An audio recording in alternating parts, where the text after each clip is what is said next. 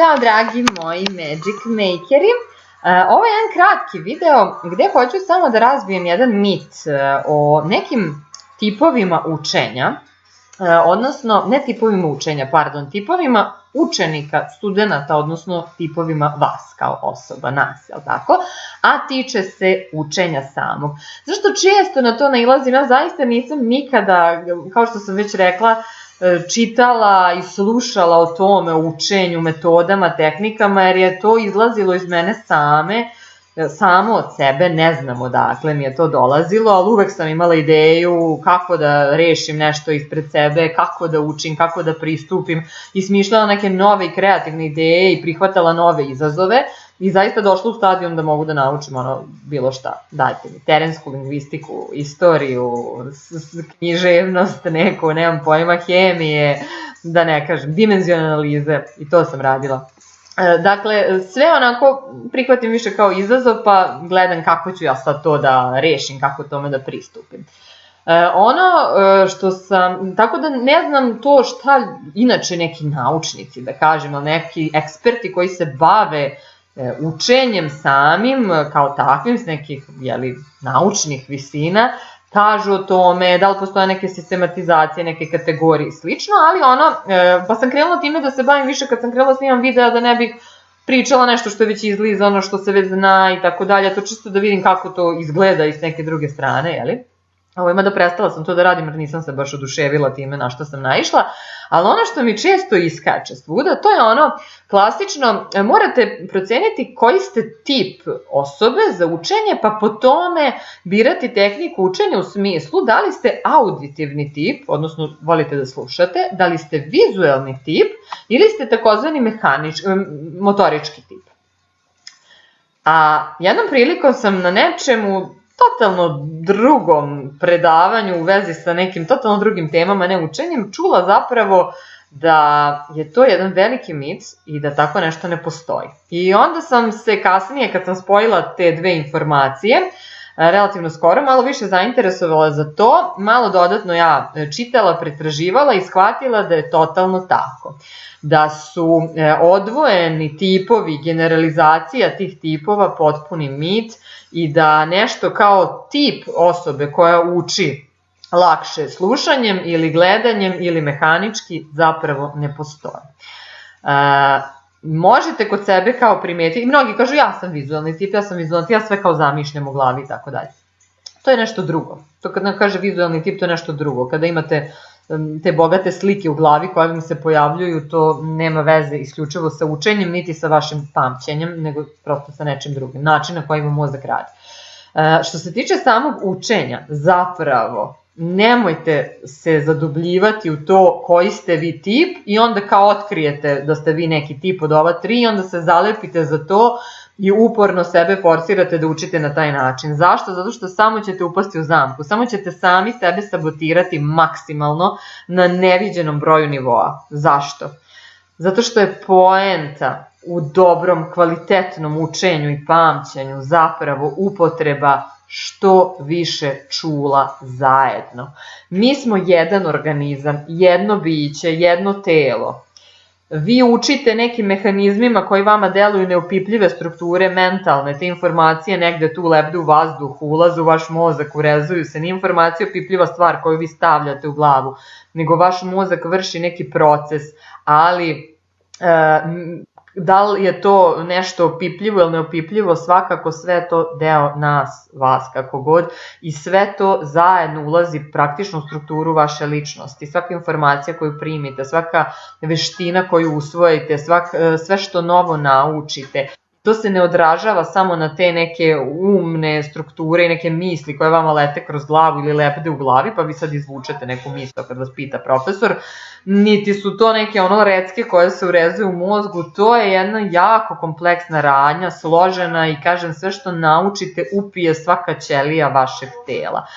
A samo učenje i taj ključ, jedan od najzlatnijih, najglavnijih ključeva u samom učenju i u lakom učenju i u brzom učenju i u kvalitetnom učenju, kako god želite, je upotreba što više čula. Da učite celim svojim organizmom, ja bih to tako rekla. Da učite svakom svojom ćelijom. Kako? Naravno da ćete čitati iz knjige, jel tako? I tu morate gledati i čitate taj tekst. Neko ima fotografsko pamćenje, to je nešto drugo, to je kad vam bolje slike ostaju u glavi, to može da doprinese i tekako izvlačenju informacija kasnije kad treba da se reprodukuju. Ali to ne pomaže u shvatanju suštine, to ne pomaže u učenju samom, nego više u memoriji, olakšat će vam, skratit će vam put, ako zaista imate fotografsko pamćenje. Ako imate sluha, kao muzički imate sluha, umete da ponovite na nekom instrumentu ili glasom neku melodiju identično, onda ćete brže memorisati neke nove reči. Ali to ne znači da ćete bolje shvatiti mehanizam, shvatiti proces i da ćete ga uopšte razumeti i zapamtiti kao takav i naučiti. Samo će vam reči dolaziti, ne zaboravite, moj drugar, on je umeo, kažeš mu rečenicu na francuskom, on je ponovi bez greške, nema pojma šta je rekao. Nema pojma šta je rekao. Ne znam gde je početak jedne, a kraj druge reči, ni toliko. Samo po sluhu ume da ponovi to što je čuo, a ne zna šta je čuo. Nakon predavanja on je uglavnom bio puna mu je memorija bila novih reči, a meni novih mehanizama, jer sam mehanizme lakše pamtila. Ali to je samo memorija, samo učenje, kada treba da nešto se zaoblikuje kao suština i da nešto zaista prihvatite i naučite, onda je to mnogo dublje od same memorije. Zato treba da upotrebljavate što više čula, odnosno, kao što sam rekla, da učite celim svojim organizmom. Zato treba i da poslušate sve što možete da poslušate, da li druge ljude, da li profesore, da li sami sebe, jako bitno isto. Ja kažem, kad izgovorite nešto naglas, to postaje totalno neka druga perspektiva i percepcija i drugi svet. Samo ljudima je uglavnom glupo da sede sami kod kuće i sami sa sobom pričaju, a ne treba da vam bude. I što ste luđi pri učenju, to ćete bolje naučiti. Treba da upotrebite i vaše oči koliko god možete, ne samo na tekst, ne samo u tekstu, tu se misli ono podvlačenje, onda tu malo kao lakše ulazi, nego i crtanje, da vi sad nešto sebi skicirate, crtate, to je genijalan način i pamćenje, usvajanja znanja i prosto neke tako kreativnih momenata tokom učenja koji će vam olakšati učenje, eto čisto zašto vam je bilo zabavnije.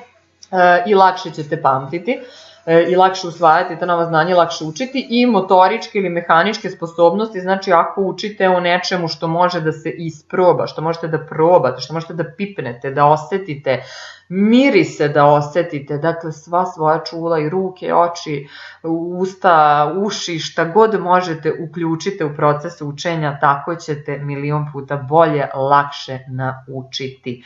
Ako poverujete da postoje tipovi učenja, odnosno tipovi osoba što se učenja tiče i kažete ja sam vizualni tip i vi prestanete da idete na predavanja, nećete odbijate da slušate nešto na YouTube-u ili ne znam ja šta, zato što vi ste vizualni tip i vi ćete samo da crtate i da crtate i da podvlačite i da pišete i da crtate i vi ćete kao onda tako naučiti. Lakše ćete možda pamtiti neke izdvojene pojedinosti i pojmove, brže ćete ih zapamtiti. Neko drugi će zvukovno brže zapamtiti, ali samo pojedinačne pojmove, celinu i suštinu kada učite treba da se date celi. Opet, zašto? Zato što je to najbolji način da povežete u mozgu obe hemisfere, da mozak se aktivira ceo i na sve moguće načine. I uvek kažem, jako volim to da kažem, vaš mozak je savršena mašina. On tako zna šta treba da radi. Sve što vi treba da uradite je da mu se sklonite s puta, da mu ne smetate u tome što on radi. On to radi savršeno. Ne trebate vi da učite, on uči. Samo ga pustite da uradi to onako kako treba. Pružite mu mogućnost da on uradi to kako treba. A pružite mu je tako što se ne mešate previše, nego probate samo da to što treba da naučite, da onoga iskusite to nešto na sve moguće načine. Da pipnete, da pročitate, da čujete, da sve. Znači to ne podrazumeva naravno da vi svaki put, svaku jednu lekciju koju učite, sad ćete i googlati, i YouTube gledati, i ovo i ono, i crtati, i pisati, i mehanički nešto i pipati. Ali kad god možete uradite to i vidjet ćete, makar samo 2 stvari spojite, makar 2 čula samo kada uključite, a ne sve moguće, koliko će vam biti lakše, razumnije, koliko će sve da se slaže na svoje mesto. Eto, to je moj savjet vama, uključite se celim, učite celim svojim organizmom. Postojanje određenog tipa za učenje je mit. To je mit i to je glupost. Vi možete lakše nešto možda zapamtiti samo, imate fotografsko pamćenje, ako imate dobar sluh, ako ste dobri, prosto imate dobru motoriku pa ćete možda lakše, možda ćete naučiti auto da vozite bolje nego neko drugi jer uđe vam taj pokret, u ruku samo od sebe, ali to ne znači da ćete biti finalno bolji vozač, onako sveobuhvatno, kako da kažem, to samo pokazuje da vi imate neki talenat koji se koristi tim određenim nekim čulom i zahteva to neko određeni proces, da li vizualni, da li slušni, i možda taj talenat iskoristite na 1000 drugih načina i poboljšavam, mislim i olakšavam naravno put i učenja i usvajanja novih znanja i veština, ali to ne znači da vi treba samo tim pravcem da idete i da ćete tako nešto naučiti. Uopšte ne mora da znači, kažem, šta više, hvatat ćete se u zamku. Hvatat ćete se u zamku i uskratit ćete sebi suštinu i dubinu svih priča, a samim tim i usporit ćete sebe u učenju. Tako da to je mit, niste nikakav tip, vi ste sve, celo jedno biće, kompletno sa svim mogućim čulima, neko možda nema neko čulo dovoljno razvijeno ili ga nema uopšte, ali zato ima ostala, tako da svako koja imate upotrebite maksimalno, jer u tome je poenta, učite celim svojim bićem, celim svojim organizmom, tako ćete najlakše usvojiti nova znanja, nove veštine, šta god da želite. To je to, čujemo se u nekom narednom videu.